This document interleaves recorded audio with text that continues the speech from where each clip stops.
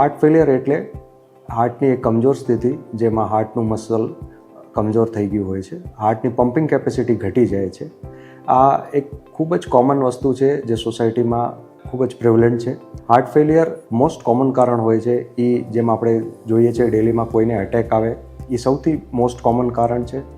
એના પછી blood pressure, એના પછી કાર્ડિયોમાયોપેથી કહીએ છીએ અમે, જેમાં હાર્ટનું મસલ જ વીક થઈ જતું હોય. કાર્ડિયોમાયોપેથીના અલગ અલગ પ્રકાર હોય છે.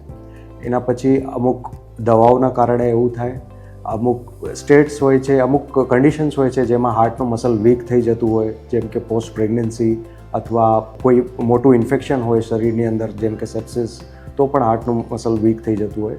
અથવા કે કોઈ શરીરમાં લોહીની કમી હોય, આયરનની કમી હોય, તો પણ અમે કોમનલી હાર્ટ ફેલિયર જોતા હોઈએ છીએ. હાર્ટ ફેલિયરના ડાયગ્નોસિસ માટે આપણે ECG, 2D eco, blood reports જેમ કે NT-proBNP, સિલેક્ટેડ કેસીસમાં કાર્ડિયક MRI અથવા CT સ્કેનનો ઉપયોગ કરતા હોઈએ છીએ. આ બધી ટેસ્ટ કરવાથી આપણે મોસ્ટ કેસીસમાં એનું કારણ મળી જતું હોય. જ્યારે આપણે એકવાર એનું કારણ પકડી લઈએ પછી આપણે એમાં એક સારું આઉટકમ આપી શકીએ છીએ. અમુક કેસીસ જે એડવાન્સ સ્ટેજીસમાં છે એ કેસીસ વિપરીત બાકી કેસીસમાં આપણે સારા આઉટકમ મળી શકીએ છીએ. એકવાર હાર્ટ ફેલિયર ડાયગ્નોઝ થયા પછી એનો પ્રોપર કોઝ મળ્યા પછી અમે એનું ટ્રીટમેન્ટ સ્ટાર્ટ કરીએ છીએ. ટ્રીટમેન્ટના દ્રષ્ટિએ આજ જે મેડિસિન્સ ઉપલબ્ધ છે એ ખૂબ જ સુપિરિયર છે આજના ટાઈમમાં, જેમ કે SGLT2 ઇનિબિટર અથવા ARNI જે અમે કહીએ છીએ.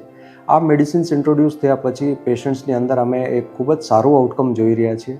બીજી વસ્તુ, જે અમુક ડિવાઇસીસ અમે યુઝ કરીએ છીએ હાર્ટ ફેલિયરની અંદર, જેમ કે ICD અથવા CRTD, આ બધા ડિવાઇસીસ પ્રોપર ઇવેલ્યુએશન પછી જ યુઝ થાય છે અમુક સિલેક્ટેડ કેસીસમાં.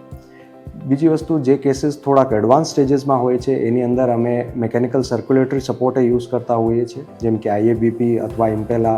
આજની ટાઈમમાં આવા અમુક ફ્લો પમ્પ્સ અવેલેબલ છે જેના યુઝથી આપણે સારું આઉટકમ મેળવી શકીએ છીએ.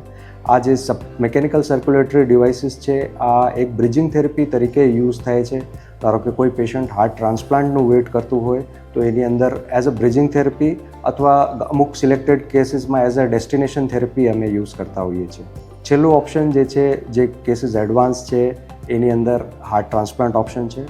હાર્ટ ટ્રાન્સપ્લાન્ટ પણ આપણે જોઈ રહ્યા છીએ કે આજના ટાઈમમાં એક્સપિરિયન્સ પછી આપણે એની અંદર સારા આઉટકમ મેળવી રહ્યા છીએ. Thank you.